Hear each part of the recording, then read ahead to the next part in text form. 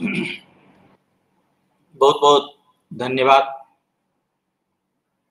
हम लोग सचेतन में विचार का आदान प्रदान करते हैं और इन दिनों हम लोग बातचीत कर रहे हैं श्री शिव पुराण में भगवान शिव के अष्ट मूर्तियों के बारे में, उनके रूपों के बारे में बातचीत कर रहे हैं, जो सर्व, भव, रुद्र, उग्र, भीम, पशुपति, महादेव, ईशान, ये शिव की जो है 8 रूप हैं, 8 मूर्तियां हैं।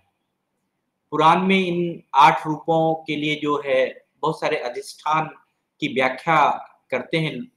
जो पृथ्वी के लिए सर्व के बारे में कहते हैं कि सर्व रूप जो है वो पृथ्वी का है, जल के लिए भव, अग्नि के लिए रुद्र, वायु के लिए उग्र, अंतरिक्ष के लिए भीम, यजमान के लिए पशुपति, चंद्रमा के लिए महादेव, सूर्य के लिए ईशान। ये रूप जो है वो बहुत सारे अधिष्ठानों को संबोधित करता है। अभी हम सभी ने अभी तक सर्व, भव, रुद्र और भीम के बारे में कुछ विचार सुने हैं। आज हम उग्र के बारे में बात करेंगे। उग्र जो है वो वायुलिंग है। उग्र महादेव का मंदिर श्री कालहस्ती आंध्र प्रदेश में है। श्री कालहस्तीश्वर मंदिर जो है वो श्री कालहस्ती, श्री स्वर्ण नदी, स्वर्णमुखी नदी है वहां पर, उसी के तट पर स्थित है। कहते हैं कि यहाँ का यह जो मंदिर है आध्यात्मिक रूप से इतना उन्नत है कि अगर आपकी आत्माएं अगर आध्यात्मिक रूप से, अगर आप स्वयं आध्यात्मिक रूप से उन्नत नहीं है तो लिंग के ओर जो चारों ओर हवाएं बहती है वह नहीं देख पाएंगे। अगर आपकी आत्माएं बहुत ही उन्नत है, आप बहुत ही ध्यान मग्न है, ध्यानशील है, तो लिंग के चारों ओर जो हवाएं, तेज हवाएं चल रही होती है वह भी आभास होता है इस मंदिर में। तो इस मंदिर से जुड़ी हुई कहानी है कि भक्त कनप्पा की कहानी है, इस मंदिर से जुड़ी हुई है। और इस भगवान की पूजा करने के लिए कहते हैं कि यहाँ पर जो भी करता है, इवन कि जानवर भी अगर पूजा करे वहां पर तो उसको भी मुक्ति मिल जाती है।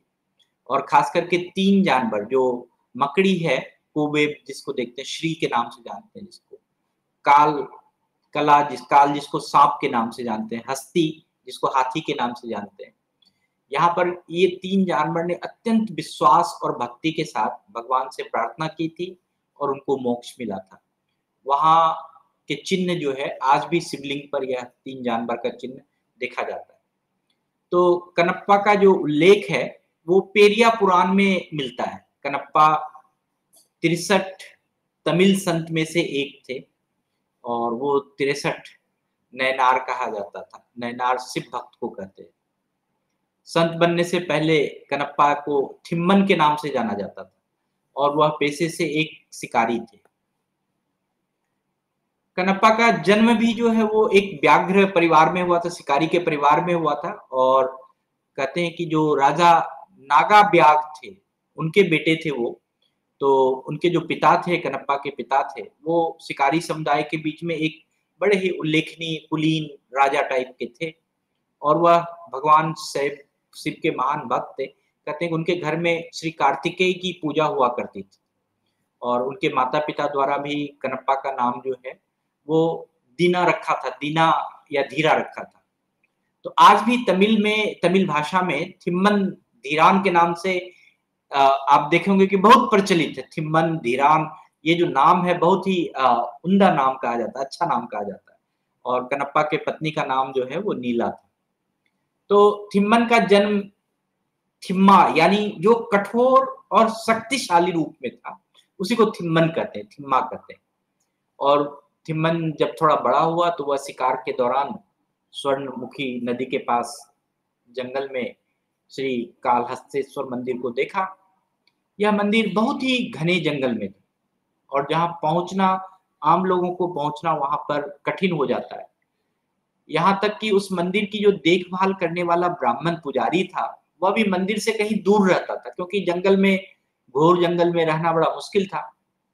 हालांकि वह पुजारी शिव भक्त था और वह रोजाना इतनी दूर मंदिर में नहीं आ जा सकता था, इसलिए वह सिर्फ 15 दिन में एक बार मंदिर में आता था।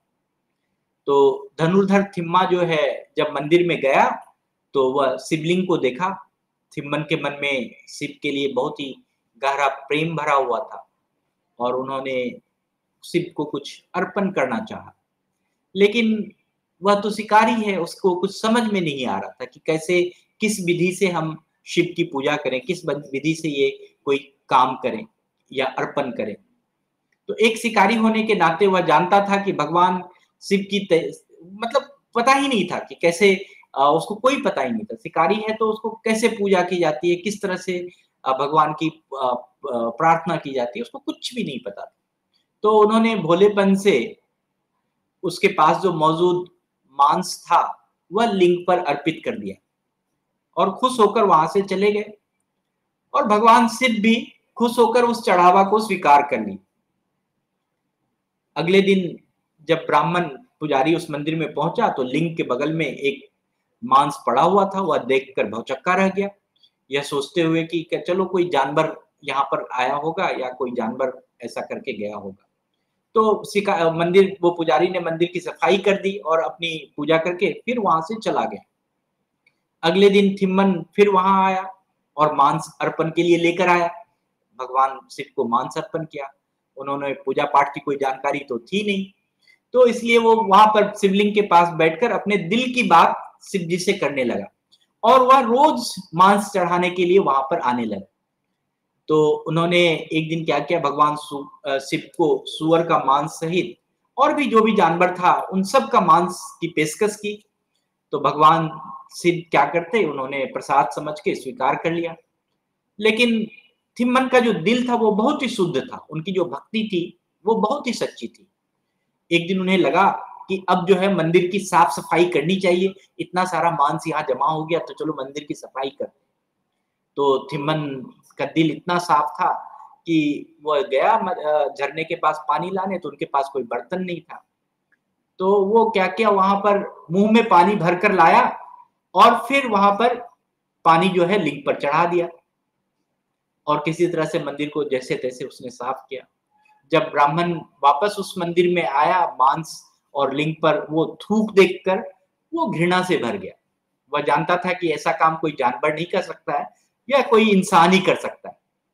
उसने मंदिर की साफ सफाई की, लिंग को शुद्ध करने के लिए मंत्र पढ़े, फिर पूजा पाठ करके चला गया।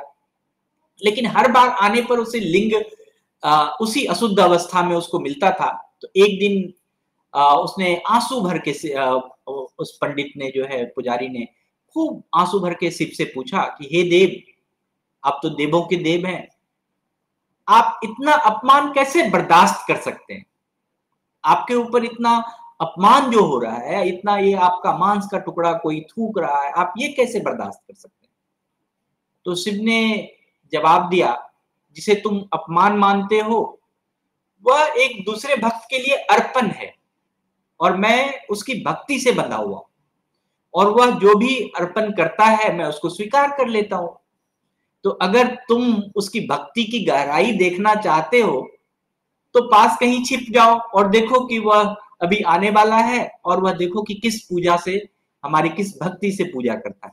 थिम्मन की कहानी और भी है, आज समय थोड़ा कम है तो हम इस कहानी को और भी आगे बढ़ाएंगे कि देखें थिम्मन आगे क्या क्या करता है शिव जी के साथ और उस पुजारी को क्या देखने के लिए मिलता है। आज के लिए बस इतना ही। बहुत बहुत धन्यवाद, बहुत बहुत आभार। Thank you very much sir.